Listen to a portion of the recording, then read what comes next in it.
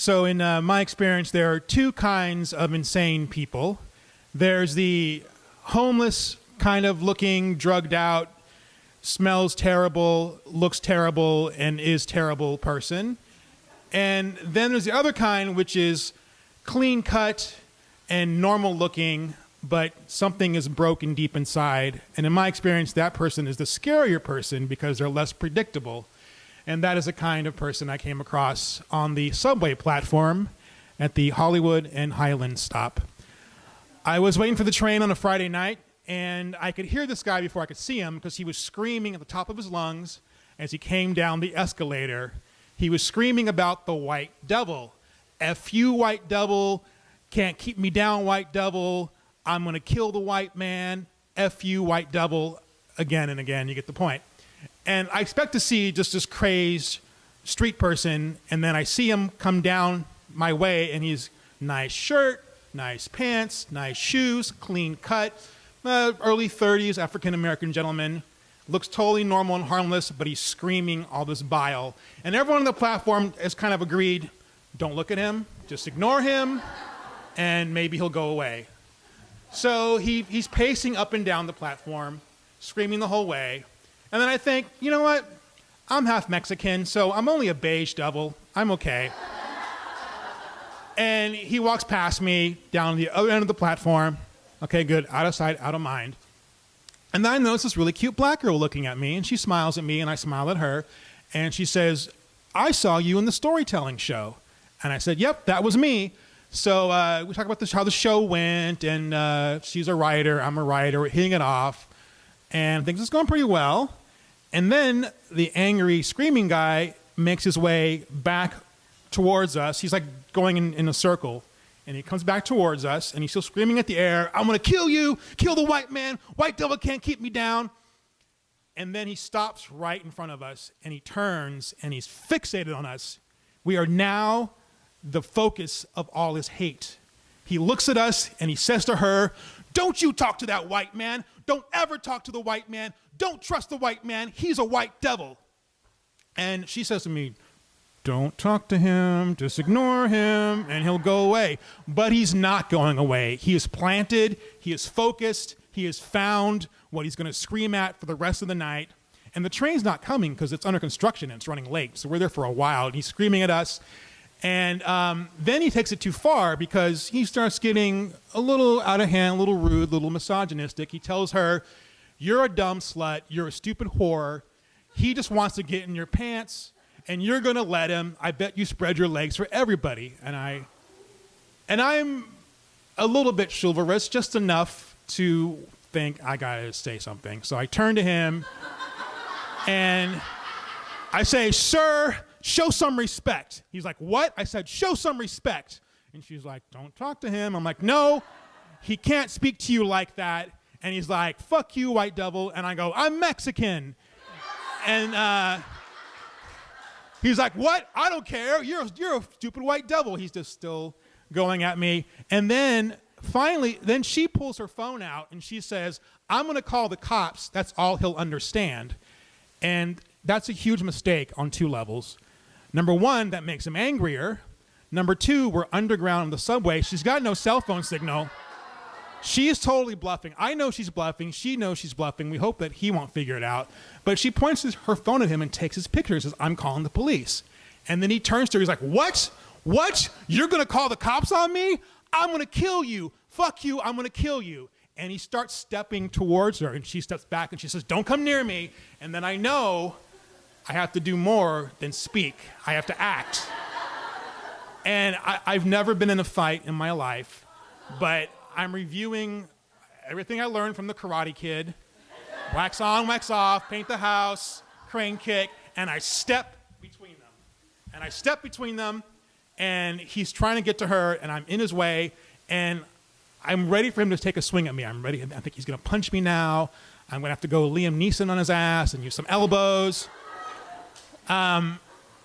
So I lift my hand up, and I shove my hand forward, and I say, hi, I'm Brandon, nice to meet you, because I've decided to kill him with kindness.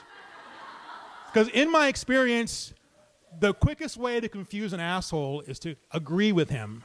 because they never expect that. That always throws them. They want the fight. And when you're on their side, they don't know what to do.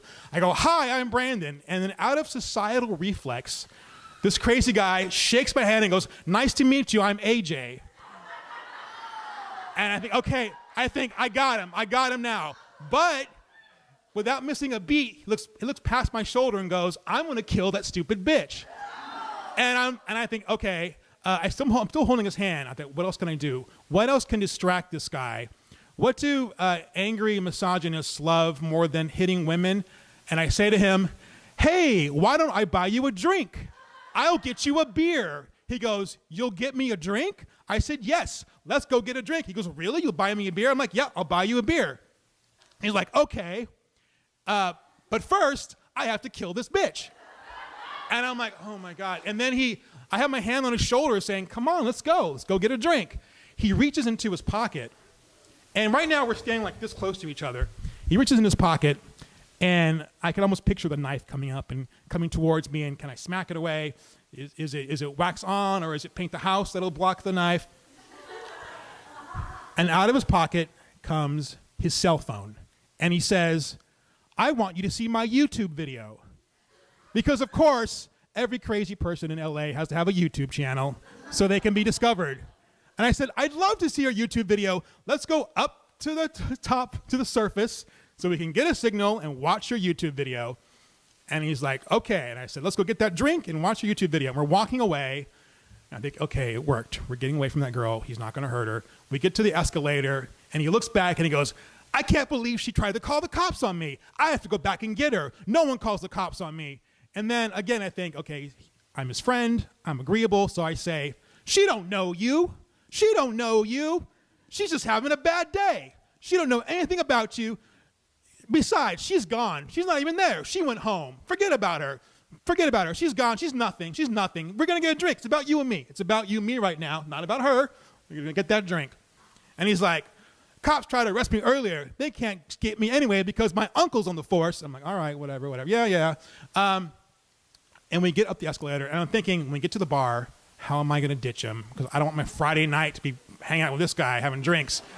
I think maybe I'll go to the bathroom and climb out the window, something. But I know I'm in Hollywood and Highland. I don't know if you've been there. It's where all the Spider-Man and SpongeBob and Chewbacca and Darth Vader and breakdancers. It's like tourist season.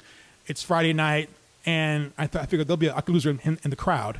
And we get up to the top of the escalator, and there's a crowd, people watching breakdancers, and we literally take 3 steps when the universe sends me an angel, an angry, violent angel. Because we take 3 steps, me and my new friend, and another guy passing by bumps his shoulder. Because that happens every day, people bump shoulders in crowds. So these 2 guys bump shoulders. This 30-something Hispanic guy bumps his shoulder. He goes, what the fuck? My new friend goes, fuck you. The other guy goes, no, fuck you. And they start bumping chests at each other. It's like they're 2 rams on a mountain trying to establish dominance. The 2 angry, ready to fight guys. And I feel like I'm a matchmaker. Like, oh, you like fighting, and you like fighting. I don't like fighting. You know, it breaks my heart to lose you, but I think you guys will be happy together. So they're like about to, come on. No, you go. No, you come on. And then I do a little cartoon tiptoe, like, ding. Because that's my escape. I get back to the escalator, and I go back down, and I don't know what they're doing up there, but I assume there's probably security guards around and cops to break it up. If not, they'll beat each other to a pulp, and it'll be fine. And I get back down to the platform, but I'm thinking, the girl's going to be gone. That's the problem. I'm going to lose her, and we were hitting off so well. But I get down there, and she's still there. And I tell her what happened. I tell her about the YouTube video and the beer we're going to get. And she's like, you established a whole relationship with him. And I said, well, I think he needed a friend. So we ride the train, and she gives me her phone number. And when she gets to her stop, she says, thank you for defending my honor. And I say, anytime, and we agree to get together soon. And I will say, that crazy guy did have one thing right. I was trying to get in her pants. And thanks to him, I think I just might. Thank you.